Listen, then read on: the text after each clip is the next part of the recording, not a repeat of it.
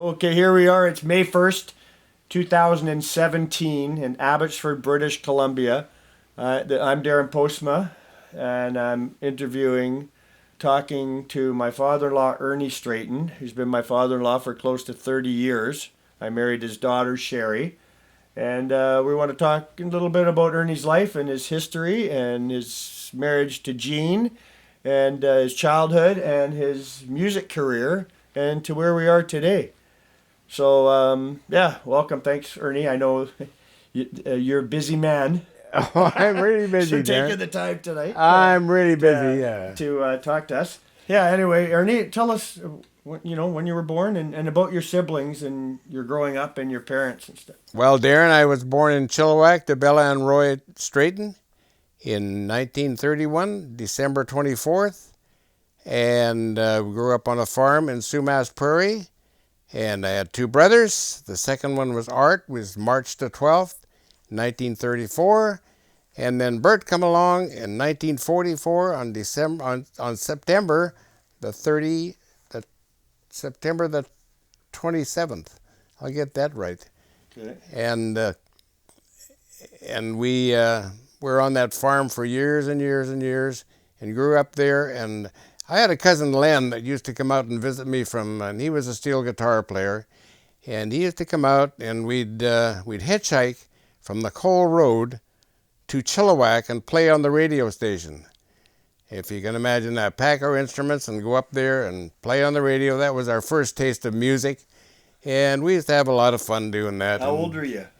Oh, 15, 14, 15. And that's when you started picking Yeah, up a we guitar? started to go up there and play on the radio for the Cocolisa Hospital. We'd go up there and play for the girls in the hospital and stuff like that.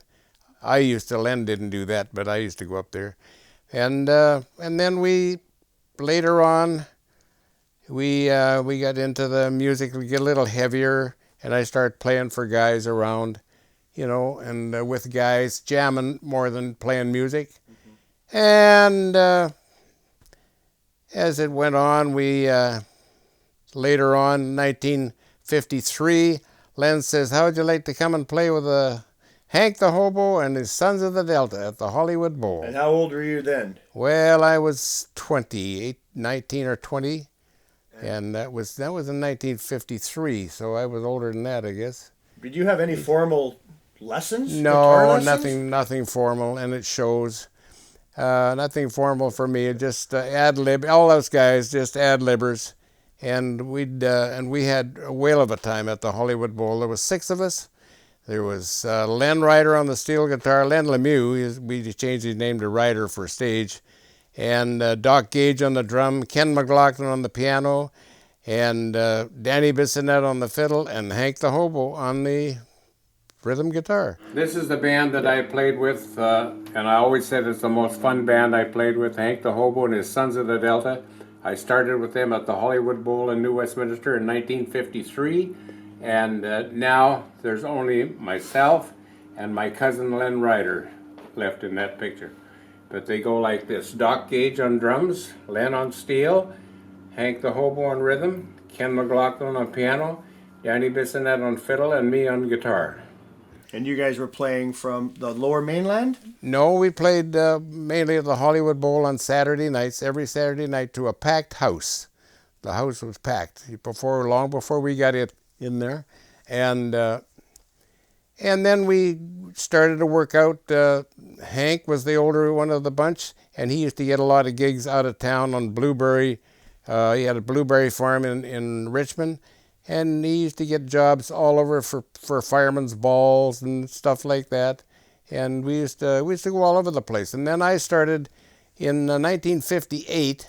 The band broke up to a degree. So Len and I and the fiddle player, we played Langley Legion for a series of time.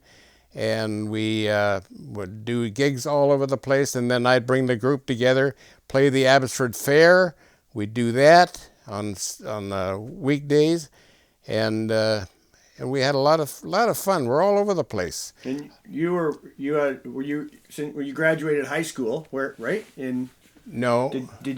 Where did you go to school? Went to school at Upper Sumas till for quite a while. And then when did you finish school? Well, 9. Grade When 9? did I? Yeah, grade 9. Yeah. And then I stopped there, and then we. Oh, what else, Darren? We're leaving the subject of music now, but Yeah, but what, like, did you want to be a musician when you were in no, junior high, I guess? no, nothing like that, Darren. No, it was always just a fun thing with me. Just a half acre of raspberries. That's what it was to me. That's what I used to call it. But we had a lot of fun doing gigs. I did a lot of weddings on my own around the valley here. There's not many people that I didn't play their wedding or play a party for their kids or a wedding for their kids or whatever. We played a lot of bowling banquets down at the Rancho. We were the second band to go into the Rancho when it opened in 1962. This was all before you had not met Gene at this time. Yeah, oh yeah. So, but when you quit with Hank the Hobo, you didn't know Gene yet, though.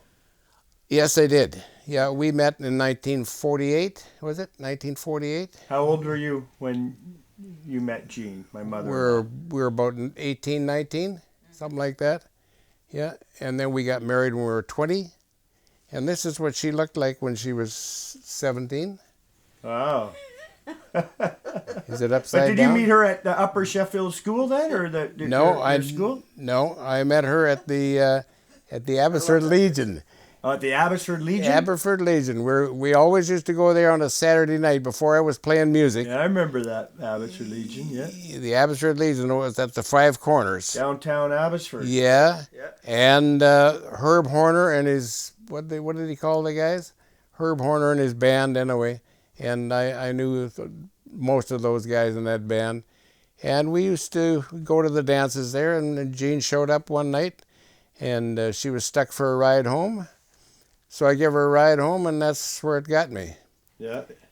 Yeah, Nice. and it's been a great relationship ever since. And Gene was, you guys were the same age then? Eight? Yeah, we're close in age. Close to the Yeah, we're same 5 age. months different. He's older. And Gene was living in Abbotsford too. Yeah. Grew up and born in Abbotsford. Yeah. Right, Gene? Mm-hmm. I grew up in Abbotsford. Yeah. And So, but you did not have a career established at this time, Ernie. When you met Gene, you were 18. You were doing music for fun? I worked at the clay plant for a stint, and I always have a little story I tell about that. The geologist at the clay factory got us together one time, and he told us that the amount of clay that they have left in the mountain for producing pipe and brick and stuff was they had 125 years left. So I didn't want to be unemployed in my older age, so I decided to get out, and I did. And I went barbering after that, and I barbered for 45 years. How long did you work at the Claiborne brick plant? Oh, 10 years, 10, Oh, 11 you did? years. You spent yeah. 10 years there? I Yeah, didn't know you spent that long there. yeah, something like Wow. that. Yeah, So you were at the brick plant for 10 years, and you were doing your music. yeah. And Establishing. doing the music at night, sure. Oh yeah. And were you practicing playing guitar all the time? Oh, too, yeah, or we're like always- you've just gotten better and better? Well, we just carried on and just did our things as they happened. You know, as the gig come along, you'd get out, and we never practiced. None of us practiced. We did it all on the stage. Yeah. It was just what key is it in, and away you go.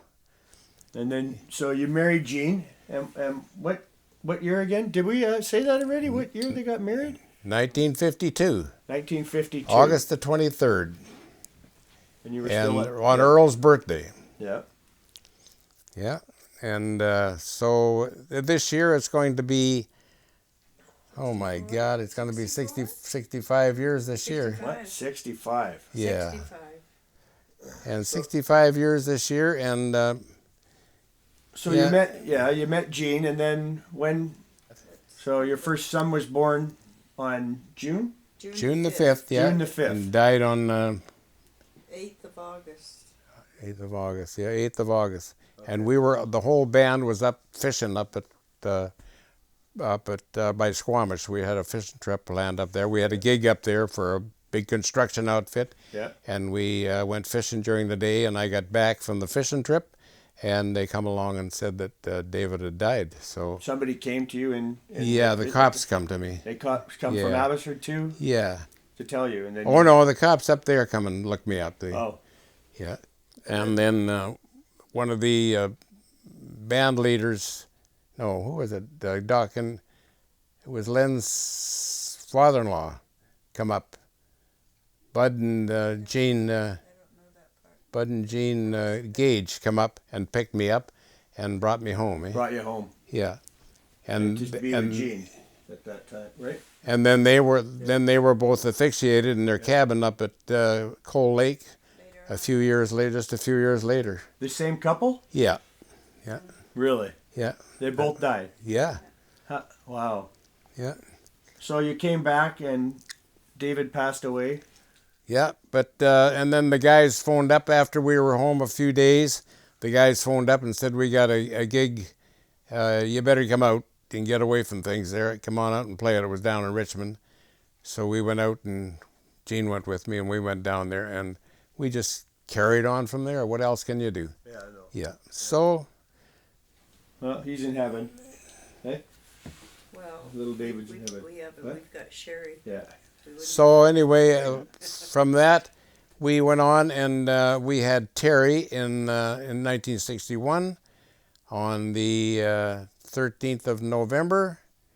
And then Sherry come along in December 31st, 1965. Yeah. And you only wanted 2 kids though originally, Yeah, we right? planned on 2 kids. Planned on 2 kids. You wouldn't be married today, I would Derek. not be here. You wouldn't be here, No, Derek. Sherry wouldn't be here either. Yeah, that's right. Sherry's a- She never forgot that either. You talk about a Yeah. blessing. I know. She was. Totally. She is. Oh yeah. Yeah.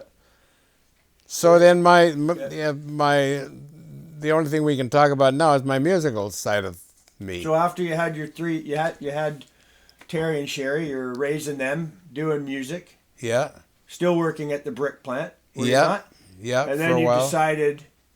But Go you guys barber. lived on Cyril Street, where we are sitting right now today. Yeah, Is you and Gene built this house, right? yeah. We've been here for 64 years. Yeah. And you, what did you pay for the lot? You don't want to know, Darren. And you Three- hand built this house yourself. didn't you? $150. A lot of it. Wow, for a half an acre. Yeah, a little better than a quarter acre. Oh, a little better than a quarter. And we're actually going to do a run down the road, not today, but another time. And because on the corner, his grandma lived on the corner, right? Which is, Right next to the Salvation Army Right. today, yeah, like, in that house that burned out just here a while ago. and that's where Gene's mom lived. Yeah, That's where she lived Right? after She lived. she remarried, yeah. And then, and we lived in the back along with Jean's brother and Jean's sister. We all lived in trailers on that lot. really, Oh yeah, we had a happy go around there. You know, It was fun. we all lived now in trailers. all the homeless there. are down there now. That's right, and we were the homeless of the Your of heart. 50s. And then, Yeah, so you moved into Cyril Street, Cyril SERL, right? yeah, The little side roads that runs off of Cyril.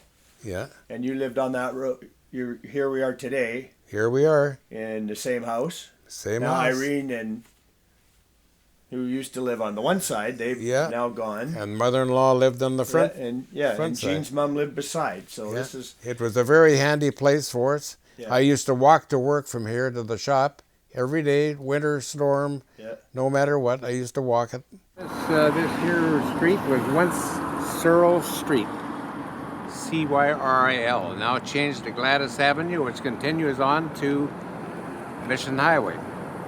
And this road here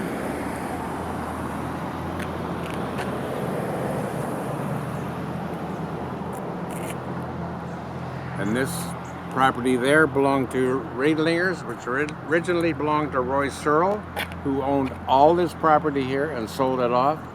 But the street here is Searle Road, named after him.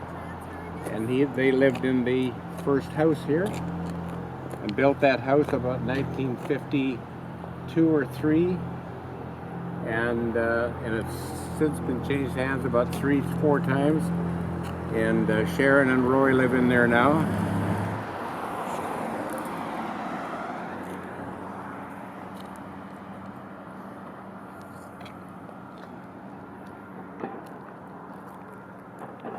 this road here, I built this road in 1955 and bought my lot off of my sister-in-law and brother-in-law, Stan and Irene Kazonsky, in 1955, and we built ever since. Added on a couple times and lived here for 50. Oh, how long have we lived here? Oh my God. We've lived here since 55 and never looked back. And Jeannie Beanie's in the house and she won't look out the window. I know that. As we walk up this road here, I built this road. The deal was I bought the property off my sister-in-law and I had to build the road. There was no road up here and I built the road. It cost me $150 by a couple of brothers, the Lepp brothers. And like I say, $150 for the road. And we bought our lot here from the sister-in-law for $150.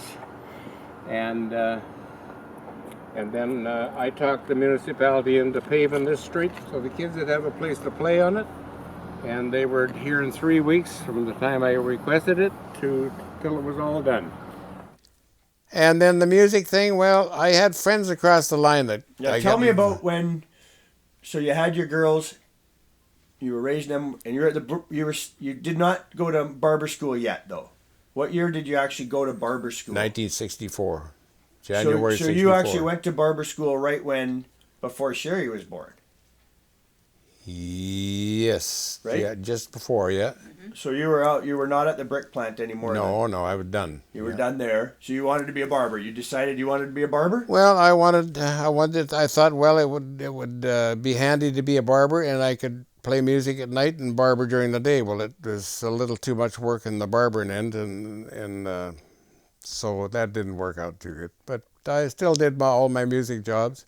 And the first job I got after barber school, Al Clark from Maple Ridge in the Stag Barber Shop was looking for a barber, and he came in, and when he found out I was from Abbotsford and who I was, and da-da-dee-da, away it went from there, and we kind of knew each other in a sense.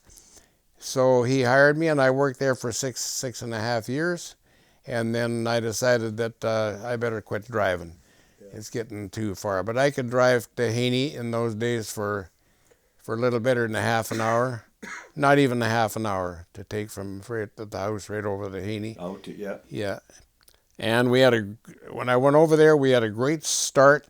The barber shop was very busy and good guys to work with. We had a lot of fun in that shop. And boy, I'll tell you, it was a hard shop to quit. But I decided I was going to come home. And so Bert and I and one other guy were in the shop here. And then he quit and went back to Winnipeg. So we just carried on our own. And you went on your own. Yeah. This is me and my brother Bert in April of '75, and I'm giving him a haircut at our shop. There's my barber's license there, and our business card up here.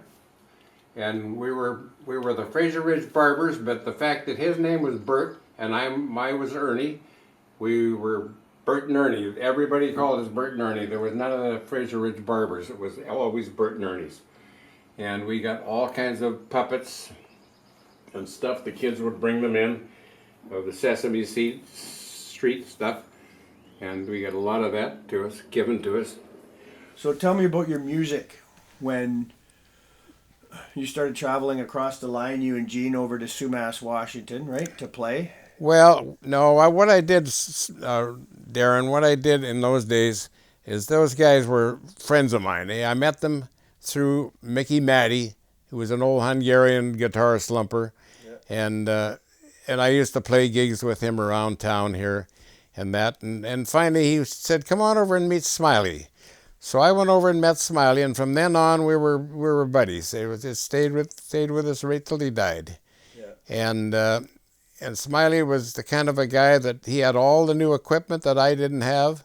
So when he was buying something new, I would probably buy his old stuff. Okay. So and it was new to me and old to him, eh? Yeah.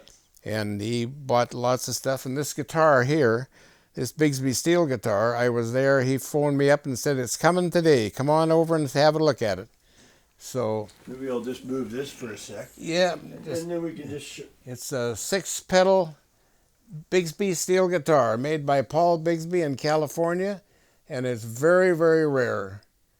And it hasn't been played since 93. Since 93? But 93, this yeah. is the one that Smiley gave to you, right? That's This- the one Smiley willed to me. When he died, he left me all his musical stuff, yeah. 'Cause we're pretty close buddies. And in that band, they got a job playing in a little hall outside of Sumas called Damtown.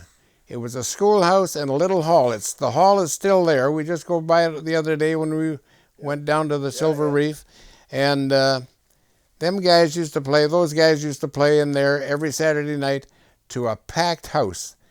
Man, I'll tell you, that place was there was so many people in there you could hardly move. And it was $1 a shot, and Gene and I would go over there and just visit with them and poke around, just kill time with them in the evenings before I got started to play with Hank the Hobo.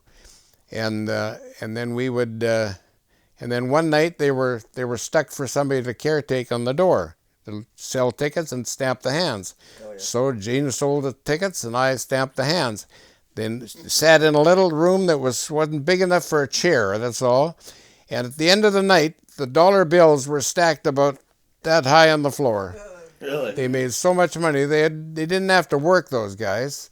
None of them had to work. Smiley and John Penn, my old buddy John Penn, he's still alive. He's 97 years Nice old. man, He's the only too. one left Yeah. out of the gun. His brother Marshall was the Spanish guitar player, and John played the bass, and Howard Rodell was the singer in that band. And Howard Rodell, he decided he's going to go, and he had to get a better job for the day job, so he's going to work in the Bremerton shipyards. So he was quitting the band. Well, they had to have a singer for the band. Well, I couldn't play across the line, so the first thing they did was all of a sudden they got a phone call from Loretta Lynn. She was new in the area, and she was wanting to try out with the band.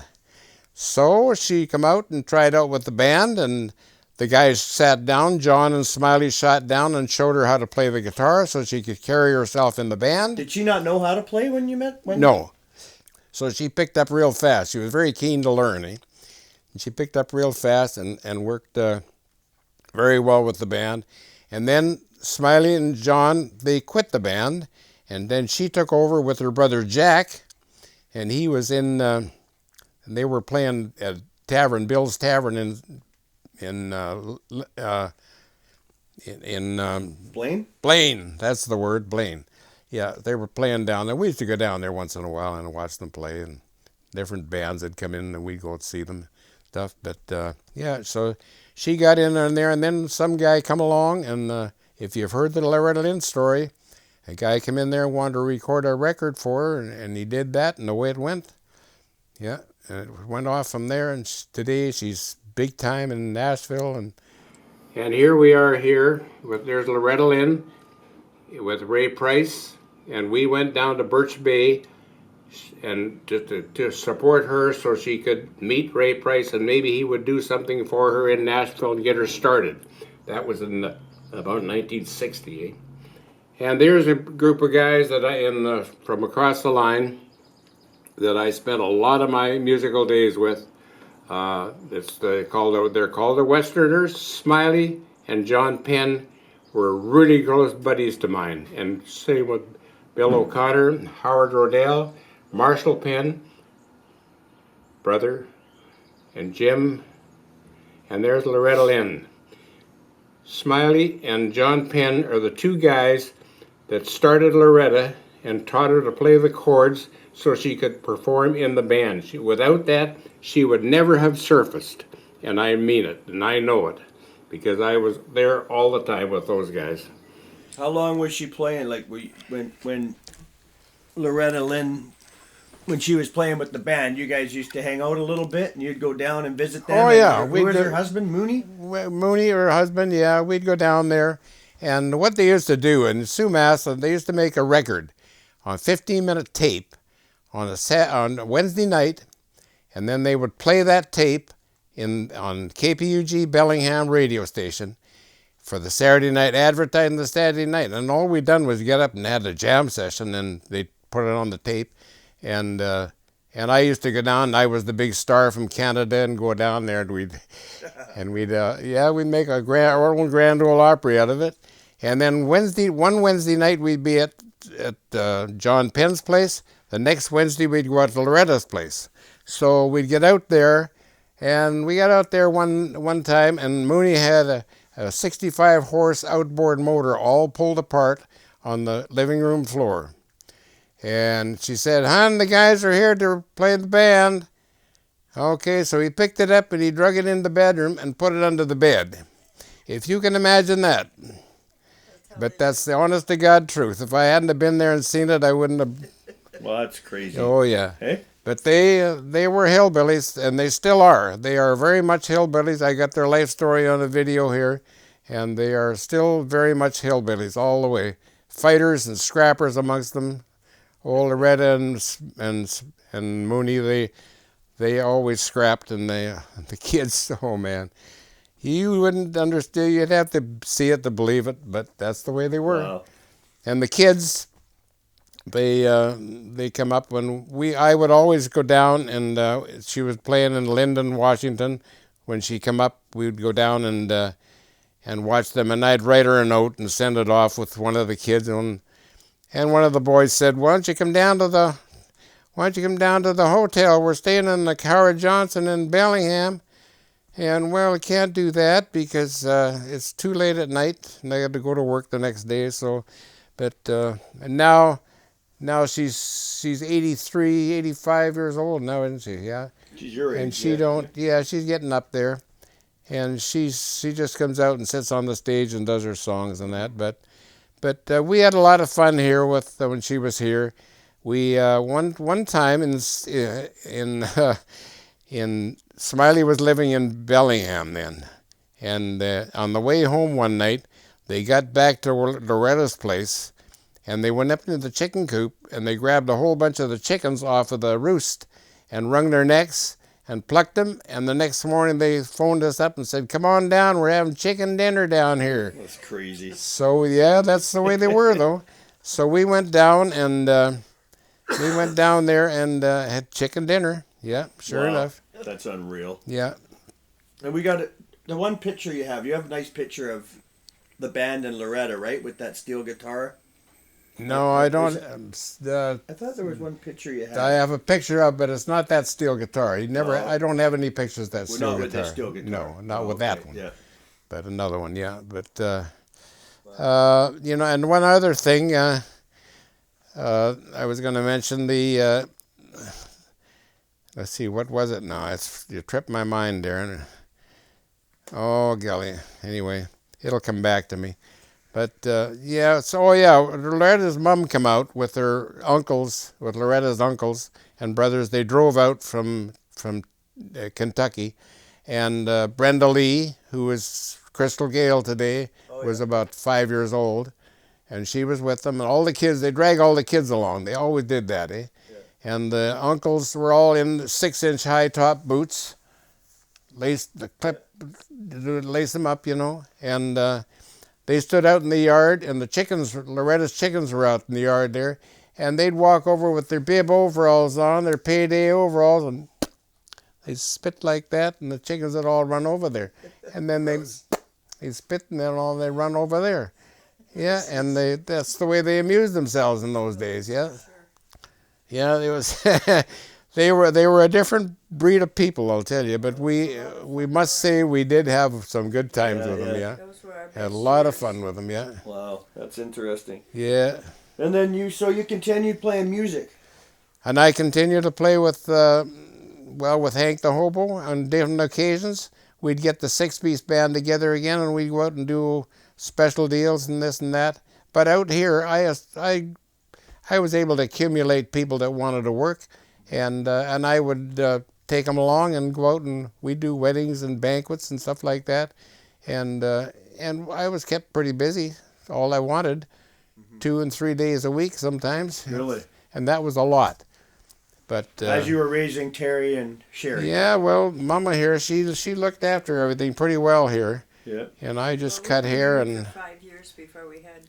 You were married? Oh, you were We married? were married Yeah. 5 years before we had all this fun Yeah. prior Yeah, to okay. having Terry and Sherry. we used to go into Vancouver with all our crowd that are still left. My cousin Len and Rod Gregg. You haven't met? You know Rod? Yeah, oh yeah. And the wives, and we'd all go to dances and stuff in the ballrooms and stuff like that. We did all that stuff in the early days. Eh? We could get in the car and drive in, and on the Patula Bridge and up Kingsway, and away we'd go Wow. and think nothing of Terry, it. you thought we were sitting around. No doing rush nothing. hour then. We were never. Oh, I know No. you were. I know. We were never bored. I know you were. No, were we busy.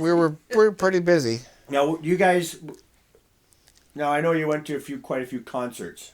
You like going to see, Oh, yeah, we- Concerts. Oh yeah. right? Well, Some of your favorite musicians you went to. yeah, visit. You told me we- some stories that were pretty. Yeah, we interesting. went to all kinds of different shows that were on.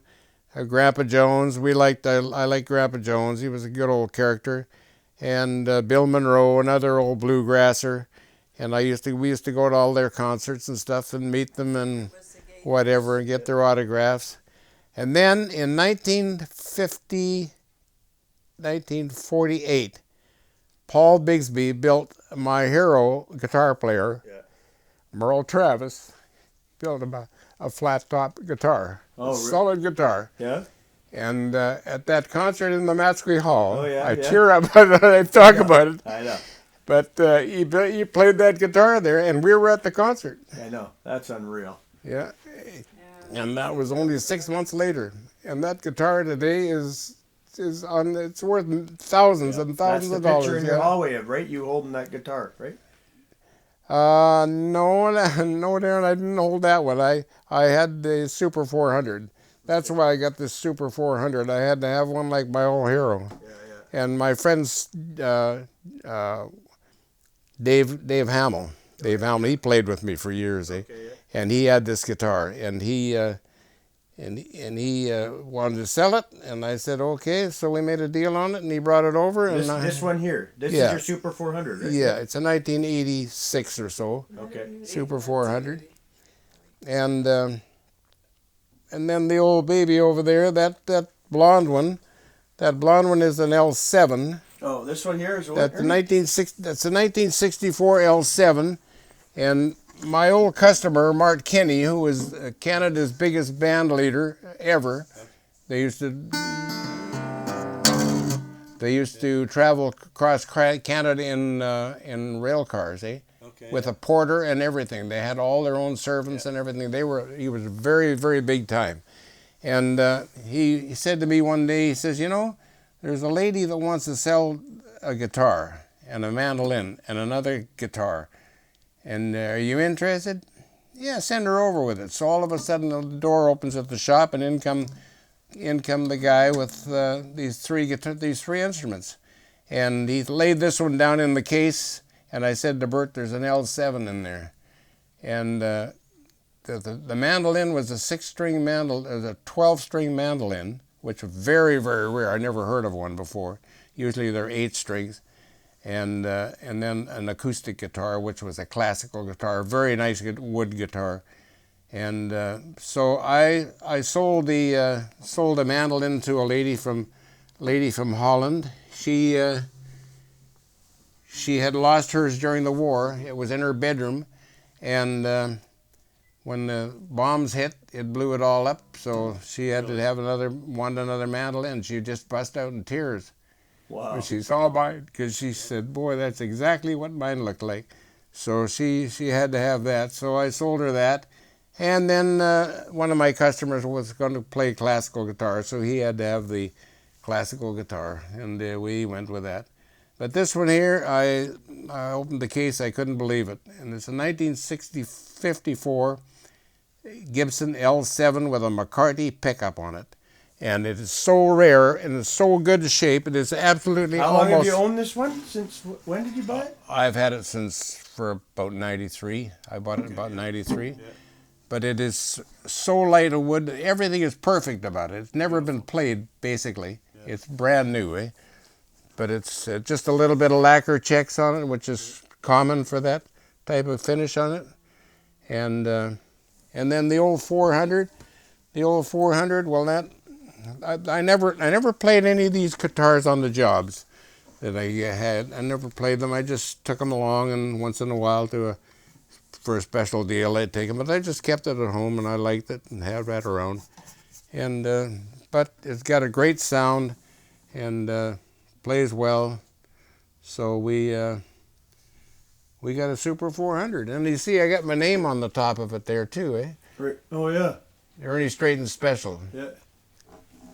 And I had When did you buy this one? 93. That was okay. And this one here, well, this is the old work baby. You can see it's been through the mill. You can see the back of it. It's got a little Belk rash on it here, and a little bit of finger wear here on it. And this belt was made for me by one of the Indians in the Kokalitsa Hospital. Wow. And as you look at this strap, there's no end to the. It's got no starting and no stopping part to that strap. Mm-hmm. See there? Oh yeah. See the way it's weaved together? Yeah. Fabulous strap, and I've had that for since the 40s, I guess. But this guitar here is a 1958 Gretsch Chet Atkin model, and he was your idol, right? Chet. Pardon? Right? Chet Atkin was. Chet your Atkins, yeah. Chet Atkins, the great guitar player from Nashville, yeah. And so when that first came out in 1958 with the dual row pickups, I had to have that guitar. So I went down and I traded in my other guitar on it, and I had that guitar. So it'll be 58 years in June.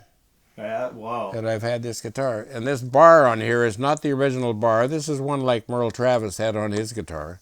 So I had to have one of them. So Jim Rosie at the clay plant, he made that for me. He made that up for me, and we milled it. And then this pick guard with my name on it is not the original pick guard. We took that one off. Mm-hmm. And Pete Gazzoni, our friend the sign painter, he was very, very good, and he put that all on there. Yeah. He put that all on there, and he put the gold leafing on there and everything. That's real gold leafing on there too. Yeah. Do we have the original pick guard for that? Oh yeah, we have that. Yeah. You bought that the year we had David. Yeah. That's almost 60 years old, that guitar, right? 50, but did you play that on the road then too, quite often? That's the only one I played, yeah. That's the only one you played? The only one, yeah. Yeah, I played it because it felt good and played good. And that over there has got the McCartney pickup on it, and that is a howler, right? Yeah. When I say it's a howler, it feeds back very easy in the microphones and that. So... Wow. Quite the guitar. But this one here with the humbucker pickups, it's different. It's all right for that. But I don't play them anymore, so it's been 10 years almost since I played them, and I got no action in my right hand anymore and none on my left. You can't do a little... No, Darren, there's nothing there.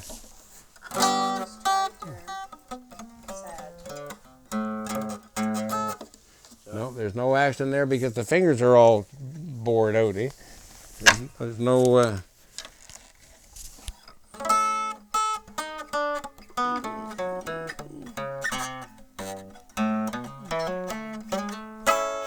That's about the best I can do.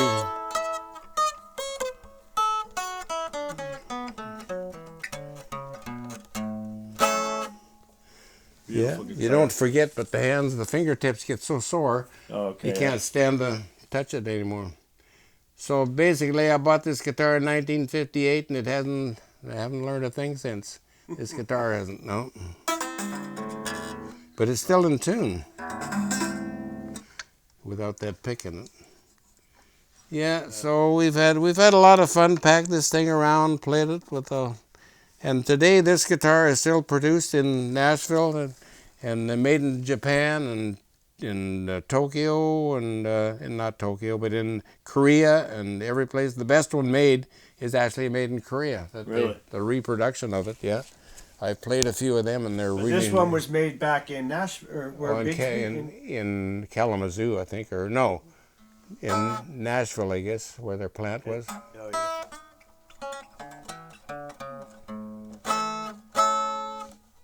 So did Gene go to a lot of concerts with you too? Because what other concerts? Ernie, tell me about a few of the other concerts that you went to. Well, I know.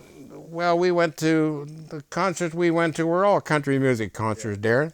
And we would go to the, Let me take your guitar. yeah, take it away. It's, What about when we went to Victoria Oh to yeah, see tell me see about your- your trip to Victoria. to see your hero? We were oh, at yeah, we Travis. went all the way over to Victoria. Took a night off from playing, and a friend of mine, a guitar player, finger picker like I was, Gary Belkey in Langley, he come along. He was just a kid. And we went over to Victoria to see Merle Travis playing with Johnny Cash. Yeah. So we get over there, and boy, we're all fired up to go see Travis play the guitar. We didn't care about Johnny Cash so much, that didn't matter. But we get on the job, and out come a rock band in those days. And that didn't interest us too much. We were kind of bored with that. We kind of wished they'd get that guys out of the way. And then out come Johnny Cash, and he played. Did you know Johnny Cash was going to be there? Oh, yeah, he was listed to be there. Oh, yeah. he was listed. Yeah, but that didn't matter to us. We were only interested in seeing Travis. Yeah. And so and all of a sudden he comes to the end of his program, and he's packing up there, standing up there, and I said, hey, where's Travis? He's supposed to be on this show. Oh, he's a very sick man, he says. He probably got drunk in Seattle and probably as far as he made it. Really? Oh, yeah. He didn't even play the gig, and you went all No, the way he wasn't over even there. No, he That's wasn't even crazy. there. How was Johnny Cash? Well, Johnny Cash, dum dum dum da da da da da dum. Yeah, yeah. Was he popular at that time? Oh already? yeah, he was starting to get he was just getting started, really. You know. Yeah, yeah. Well, that's disappointing to go all the way to Victoria. Well, it was, yeah, because it's kind of costly for Yeah. us young guys too in those Yeah. days. But we went over to Victoria and saw Johnny Cash in the Tennessee 3. Yeah, so Tennessee 2. did you ever end up seeing Merle Travis then or not? Well, we saw Merle Travis on the stage in The next time we saw him was in Vancouver at the Forum, the old Forum in there, and one of my friends was playing with him. So when they saw me come in, hey, get back here! Come on up here, Ern! Come in backstage and meet Merle. So we went up there and had a few pictures done, and then a photographer from Haney was over there taking pictures for CJJC radio station in Langley, and he said, grab that guitar out of the case and we'll get a couple of shots here. So I did, and I have a couple of shots of that. Yeah, I seen them in the Yeah. foyer. Yeah. Yeah, and so then another time we met old Merle again. Where was it? Matchby Hall. Well, no, that was long before that. He was there before that. But it was in the same place again, I think, in Vancouver. And so I went backstage again and got a few pictures taken of him with him, and got his guitar wrapped around my neck, and I got the pictures on the wall there. This is my hero, Merle Travis, and I got his guitar strapped on, taking a picture. That was about 1966 in Vancouver, and How did you end up getting that guitar, Ernie? Tell us how you got the guitar from Merle Travis. yeah, Where was well, he was there. No, in that picture. And this picture here is me and Merle Travis here, and I got this guitar strapped on. He's playing the chord, and I'm doing the picking. And there's my Super 400 Gibson. They're both Super 400s, and this is Merle and me again in the same situation here. Yeah, we belonged to a club in Vancouver called the Backstage Club, and it was musicians and entertainers that couldn't go out on Saturday night and play, so we got together on Sundays, and we'd all get together and just jam. Yeah, yeah. And Loretta come up and got in on that a couple times, and Smiley and all their band up there down in the States, and we had good visiting times and good social times and stuff like that. And then we get this chicken coop. That was another place that we went. And I got phone calls from some guys, and they wanted to make a whole big story about Loretta playing at the chicken coop. And they said, somebody told us that you were the guy to go. And so I went and reeled off what we did in the chicken coop. And it was an old barn that chicken barn that would have been converted into a kind of a recreation thing for weddings and stuff like that. And and well, they made such a deal out of it. And when Loretta come up to her last show, they went backstage. I don't know how they got there, but they made arrangements to go backstage, and they presented her with a Vancouver award for playing at the Chicken Coop. Well, the Chicken Coop was nothing to us. It was just a slummy old place to show up, on Sunday afternoons. Yeah. But we all used to get there and associate there and have good visits and that, and drink a little wine and stuff like that. But in those days, you could get in the car and drive to Abbotsford in 3/4 of an hour easy from anywhere in Vancouver. Less than that. It wasn't a big lineup of traffic. No. So you continued to play music. Pardon? You continued to play music, right? Oh yeah, right up until. Well, the music I did was weddings over in Hatzick, in Mission, and in Agassiz, and Chilliwack. I did a lot of work up at Chilliwack, and with different guys every week that we played almost, because everybody was a different place, so you just hire who was available, and you get some gal singing and some guy playing a different instrument, and away we'd go. And it was all done, all the rehearsing was done on the phone. There was no getting together to rehearse anything. No. You all knew the same songs, you guys. No, that's right. Yeah. So, and that's the way it went in those days. That you qualified to play in those days like that, but now you wouldn't. No. But and then Frankie Rogers showed up in this area here, and I went down to Frankie Rogers as a fiddle player, and a very, very good fiddle player. And he died in '09, but he played a lot. I played a lot of gigs with him, and I kept them guys eating for a long time in the wintertime here. Wow. Because I was able to put the jobs together and hire him and his wife Shirley, and we played a lot of gigs together like that. And as it worked out, different people. Wendy Clark was one that did quite a few gigs with her, and she passed away in last year, wasn't it? Yeah. She was a singer? So many of our Singer, yeah. And then you also went to see Hank Williams. Right? Oh, Hank Williams, we saw him at the Forum in 1949, the old lovesick blues guy, the old man, And didn't he sign a program for you? Yeah, I got a signed program somewhere here, I do have that, That's pretty neat. I don't think Hank was around very long, was he? No, he didn't. He was only 30 when he died, wasn't he? Yeah, I think he was around 30, I think he led a pretty tough life. But in those days, those guys, they got, I don't know, they got drunk and into dope and stuff. Even in those days, they did the dope. But you didn't drink, though, right? No, I very seldom did I drink. No, I would rather pass it off to somebody else. But lots of times we played a big Italian wedding in Vancouver. I always remember this.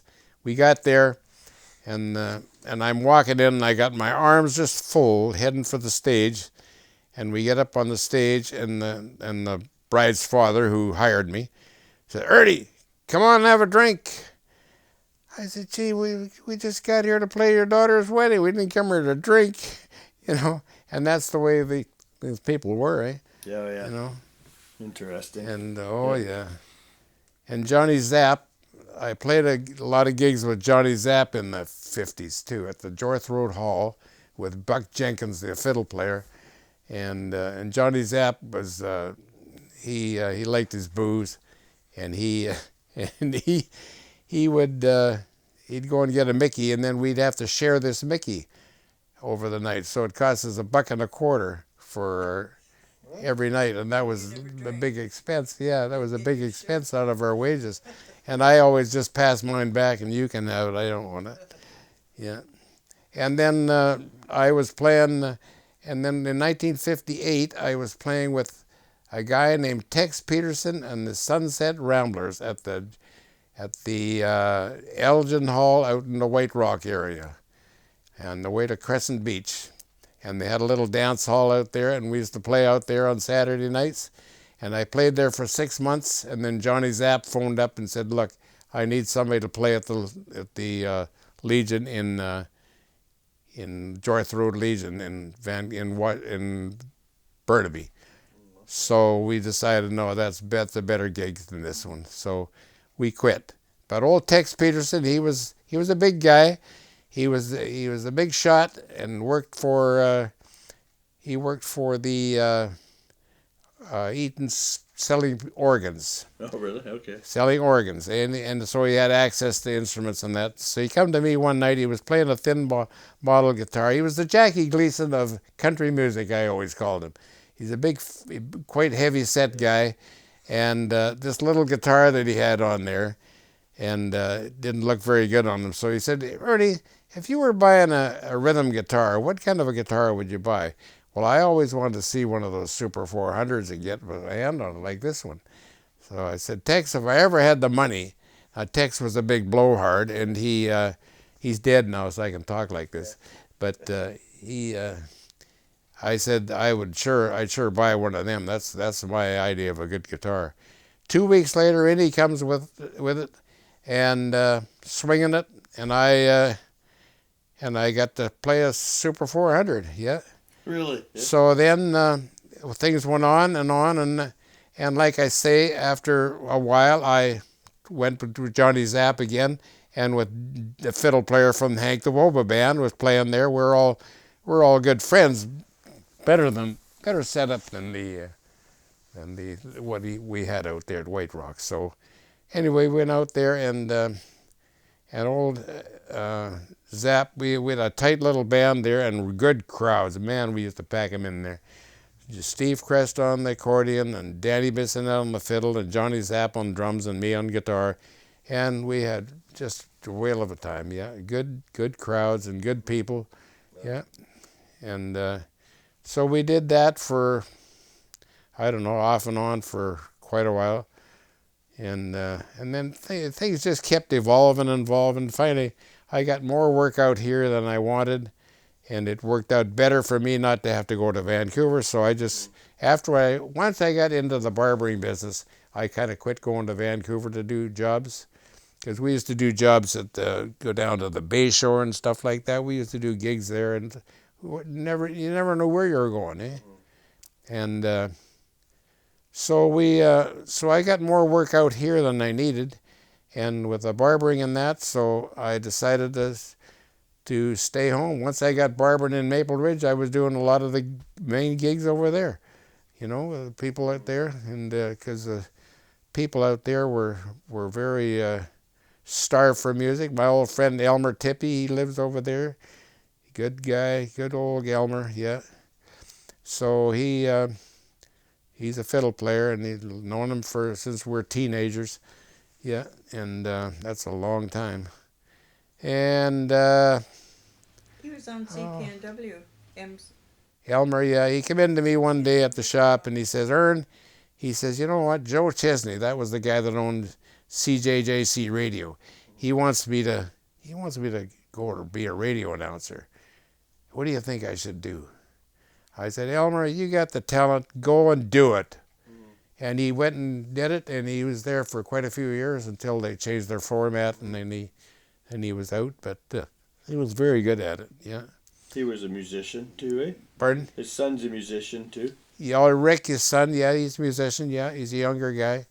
Elmer's got a great voice. Yeah, Elmer's a very good singer, but he's kind of, his health isn't good now, so he don't go out and do gigs. But we're all up in that stage too, where we don't look very good on stage anymore,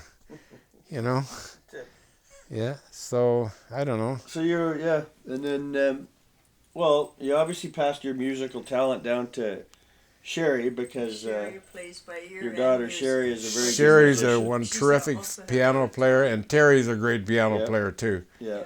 They both are good piano players, yeah. They're both beautiful kids. We're very lucky to have them, and we got great son-in-law too. I think I'll tell you. And our other, Gary passed away, so Yeah, Terry married Gary, right, Yeah. in 2006, I Yeah, guess, right? 2006, yeah. And then Gary unfortunately had a heart attack a few years back, and we Yeah. lost Gary. 07. That Yeah. was, yeah. When was it? 06? Oh, When- they got married in August 06. Yeah. Yeah, Gary and- died 2 years ago, I guess. Yeah. No, but Yeah. Right in their place in Mexico, too. They had a beautiful place down there. You guys never got down to no, that I never place, did. you? No, no. Well, they had a beautiful place down there. We went down and stayed there. Butcherias. Yeah, Berceria, Yeah. Place on the I never did see fifth it. floor, was it? Fifth floor? Yeah. Overlooking the ocean, Yeah. just straight out to the ocean. Eh? Wow. And oh man, that was a nice place. Nice place. And so we got to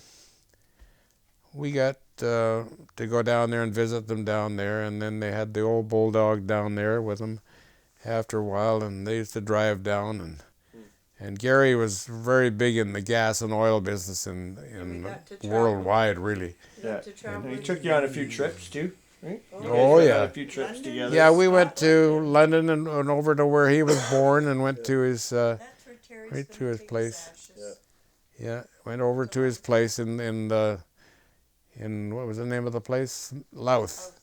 Went over to Louth and met all his aunts and uncles, and went right to the house where he was born, and went up to his bedroom. Wow. And he insisted we do all that, Wow. But Gary was a very generous guy and a very thinking all the time, Oh yeah. And no matter what he was doing, he was thinking about it. He set all my computers up for me and stuff, and he was just super good. Yeah, very talented guy. Yeah. But I forgot to tell you about Tex Peterson. One thing before Tex Peterson. Tex Peterson died in 05. But one day I'm looking on Craigslist, and I'm looking to buy. I'd already bought this guitar, but at one time I was looking to buy a Super 400, and I knew that Tex had this guitar, and I looked everywhere to find Tex Peterson, and I could not find him. I phoned all the guys that worked with him, all the people that might know him, everybody. Could not find him. All of a sudden I look on Craigslist, and here's his guitar on there, and there's a picture of it, and there's all a series of pictures, and going down there's Tex playing at a Christmas party. He's sitting there playing the guitar at Christmas. And I was so right off the bat, I got a hold of whoever put the ad in, and I ended up finding the person that had his guitar, which was a gal named Joan, and she lived over in Maple Ridge, and she was married to Tex's son, the only son they had, and she was married to him, but they all died, and she was left with the guitar. And she had it for sale, and she wanted, they cost $20,000, and she advertised it for $20,000, and I think she told me she settled for about 12 on it. Oh, on the Super 400. Yeah. That Tex owned. But it was very new. Yeah. It was very new, yeah. Wow. And, so that was, and she just died here about a month ago, that lady did. I see where she had just died, eh? And I had her phone number, and I tried to phone her, and the phone was disconnected, so she just died. But I had a few phone calls with her and talked about it, things. Yeah. And never did get over to see her, did we? We were going to do that and never did. So you got 2 granddaughters. We don't want to forget about your other daughter. Oh, we got 2 granddaughters, Your other Darren. daughter got married in 1988, right? 88? Yeah, 88. And tell us about your 2 granddaughters. These 2 granddaughters. 2017. This Leah, boy, she's getting married on the 27th. Yep. Excuse me. They've been trying to keep me alive until the 27th. I think it'll work. Yeah. And this month. This month, yeah. And then all of a sudden, Amy's going to get married in October. October the what? I think it's October 29th? 28th. 28th? Yeah. Yeah. So we're hustling around, getting everything all ready to go to the wedding. Yeah. Your 2 granddaughters. Wow. Both So granddaughters. Absolutely beautiful, beautiful kids. Yeah, nice. Yeah. Their mom and dad sure raised a beautiful pair of kids. Yeah. And we just love them to death. And when did you did your career, your music, and you were barbering, and you retired from Ernie and Bert Barbershop, which was a Bert bit and of Ernie's a... barbershop shut down in '10. The new people took over in January '10. 010. Yeah. You've been retired for 7 years now. Yeah. How old were you when you were... I've been retired 5 years there. You what? You've been 5. retired 5 years? 5 years, yeah. That's it. You were 80 still working. I can't. Well, yeah, you know you're what? right. There's a lot of barbers that I know. that work right till they die. No, you still cut my hair and John Glasma's hair. Well, I guess I'm fully employed Yeah, then. you are part-time barber. Yeah. And we're in the same house still. Same house, yeah. Same old shack. Yeah. But you know, it's home, so yeah, the move into a new place would be, well, you know what it would be like. I'd have to get rid of all this stuff. Well, I got to get rid of it anyway. Yeah. And one heck of a pile of stuff to move out of here because we haven't sold nothing started since. the other day in one room, moving stuff. Yeah, there'll be a few stuff to move out, but so that's good. Well, we got that one little record too we had, right? Well, that Loretta there, that's an old record, man. That record there is kind of an audio, some sort of an audio disc. It was the first one that Loretta made, and she sent it up to Smiley, and it's Loretta Lynn from Cutchard, Washington, and went to Smiley in Sumas, in Bellingham. He was living in Bellingham then. Yeah. First class mail too. First class mail, yeah. Wow. So that was recorded in Hollywood Boulevard. It looks like here. Where it yeah, was mailed from. Western Western Records, yeah. Sunset Boulevard, Hollywood, California.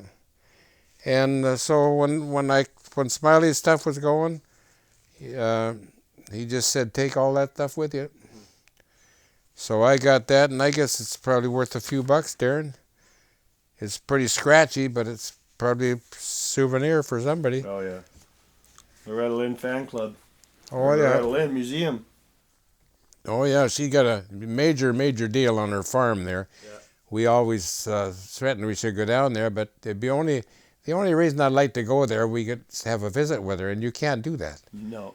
No, you can't do that. She's too busy. She couldn't get anywhere near her at the last show we went to. Going through there all the time. Pardon? She has tours going through there all the time. Oh yeah, she got tours going through there, and once in a while, when they're doing the video of this last video we saw, they would take the tour and visit with her, and they'd sing Coal Miner's Daughter to her and stuff like that. And but when they were here, they had nothing, absolutely nothing, and I mean nothing, because we witnessed that. They had in Loretta's house in the chicken farm where they lived. She had orange crates, 2-section orange crates with curtains, flour sack curtains across them, and a bowl, a biscuit bowl in the cupboard with flour in it. They never changed the flour. She just kept adding more to it, and the bowl was getting pretty full. But she just kept mixing these cat head biscuits up. That's what they call them down there, cat head biscuits, because they're hard on the top like a cat's head, see? And they call them cat head biscuits. Were they good, Ernie? I never ate one. We wouldn't eat. You wouldn't No, dare. I wouldn't eat nothing. I'm sorry, Loretta. I would not drink a cup of coffee or nothing at her house. No, that's not my. I'll wait till I get home. Yeah. Unreal. Wow. Well, I hope Loretta don't get a copy of this. Yeah. Here is another group of pictures. This is taken at Sumas Hogan Park. Hogan Park at some deal we played for Sumas Days, I guess it was, and they hired us to come out and play for that. But this is Frankie Rogers, who I played a lot of gigs with, myself, and Rob Rideout on drums, and Shirley Rogers on rhythm guitar and vocals. Lundquist here on accordion, when he was real young, and Roy Hatchard, who is now deceased. These two guys, Bob and Kerry Regan, they're both gone now. And Jigger Johnson, I never knew him. I don't think where he come from. The Peace River Rangers, they were called, eh? Who's this? I was kind of this is Rod Gregg, my old buddy Rod Gregg. He's clowning up. He's doing an imitation of Dan Bissonnet, the fiddle player, the Frenchman. And he's doing an imitation of him. He was a funny riot, that guy. And here's a bunch of guys we got together at Rod Gregg's place every year and for a little reunion. Harold Backey, Pappy Dave Hamill, who I bought my Super 400 off of. Elmer Tippy, who lives in Maple Ridge. There's my cousin Len Ryder. And there's John the accordion player so far, just amazing. And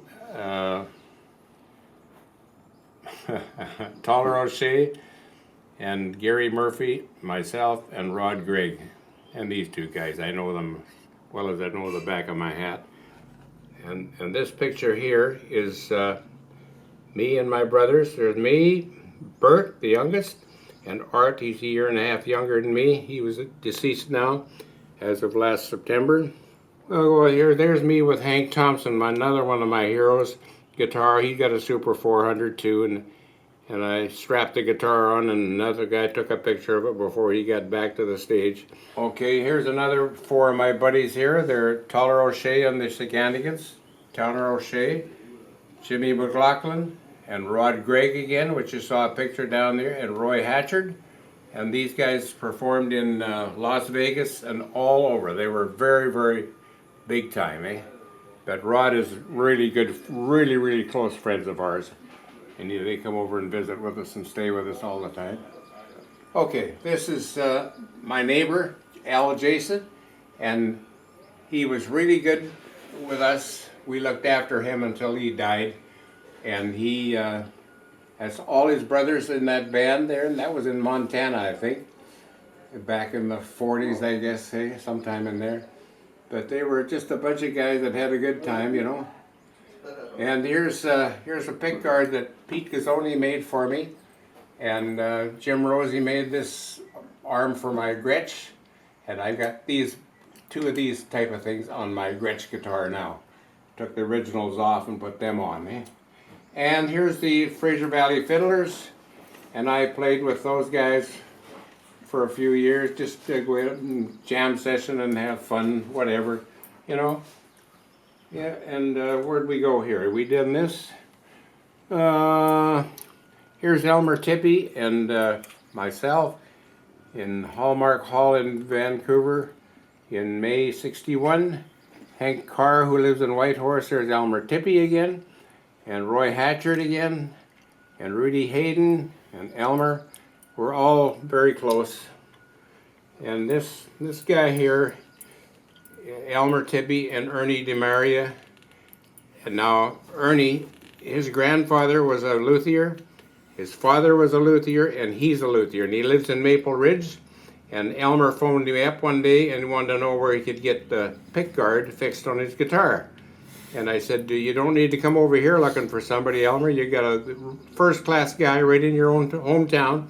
I told him, and he went and had it done, and he done a first-class job on it. Absolutely first class. And here's me in Ernie's shop with my Super 400 and Roy with his banjo. It's a Ludwig, very expensive, very rare banjo. Roy is 95 years old now, and he's still just as spry as they come. And here's me and John Penn at their 60th wedding anniversary. And John is 97 years old now, and he's still only one left out of that Loretta Lynn band. And there's my friends Smiley and Aggie. They were very close to us. We spent a lot of time. We went all over Vancouver and did everything we were doing. We went with them, no matter what. And here's Ray Price and myself in 1961, the same time that this picture of him and Loretta is taken. And there's my friend John's Super 400. He passed away, but he had that Super 400. There's me with my Super 400 and my L7 at Ernie's shop in Maple Ridge. And there's me again with my 400 there. And this is Hank Thompson's 400, Super 400 I should call it. And anyway, and this is Rudy Hayden, myself, and Ed King, old cowboys. a long line. Evan Kemp, that was at Evan's funeral.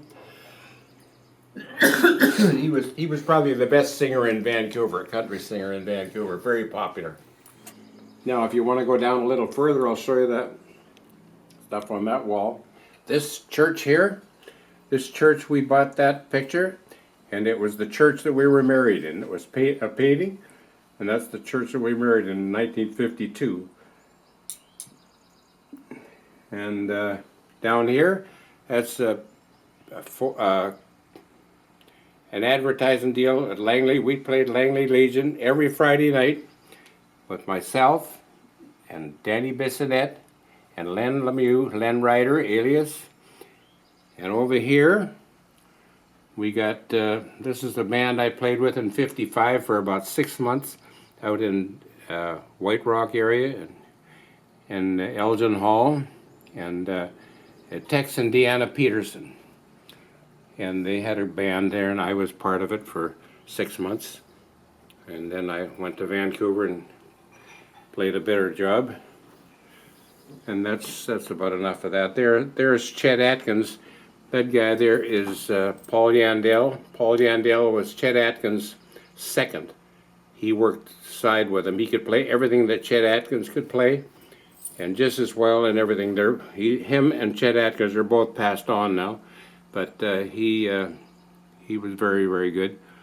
And he's playing one of these Merle Travis style guitars with the strings all on one side, and the armrest on there, and the special pick guard built by Paul Bigsby. That Hank the Hobo band that I played with there, they were the most fun bunch of guys. This one? Yeah, and that was 1953 until 58 when we broke the band up and split it down to 3-piece. And Dan and I and Len went one way, and Hank and Doc and Ken McLaughlin went the other way. Not that we were mad at each other, but it was just because the boss wouldn't give us a raise, so we quit. Really? That's what it amounted to. Here's the shop I worked at in Maple Ridge when I started barber. There's the guy that owned the shop, Al Clark.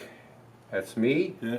And that's Arthur Wells, shining shoes. He had a shoe shine stand there. Wow. And we had, and this is my owl up on top here. That's up in Merritt now. Remember the owl? Yeah, it's in the cabin in Merritt. That belonged to my grandfather way back in, I don't know, about 1915 or something, I guess. It was shot up on my grandfather's property up on Sumas Mountain. Yeah. 1915? Yeah, something like that. Jeez. Oh yeah. And there's not a lot of hair left on that owl, solely. Hey? He's pretty well plucked out, I guess. Yeah. And how do you like that clock? Isn't that a neat clock? It don't last long. The battery goes down in it pretty quick. This was 10 of us went through this BC Country Music Hall of Fame in 2006, October the 13th in Maple Ridge. And I got up and played an old theme song that we used to do with the Hank the Hobo band. And here's with me with my Gretsch. I've had this guitar next month, June 2/18 it will be, no, 2/17 it will be 59 years I've owned it. And it still doesn't know any more than it does since I bought it. And that amplifier there that I'm playing through is one my brother built for me. Bless his heart. There's Earl and Irene, Dawn, Edna, Jean, and myself, Ernie. Where was that, Ernie? Oh, that was up at Gallagher Lake. Oh, yeah. This is when Terry graduated from Simon Fraser a long time ago. Oh, yeah. And this is up at my mother's place. When we had a plaque hanging thing, that she put a plaque on that oak tree that Sherry did, that commemorate the fact that my mother and dad lived there, and my mother planted that tree. Wow. She got from Powell River.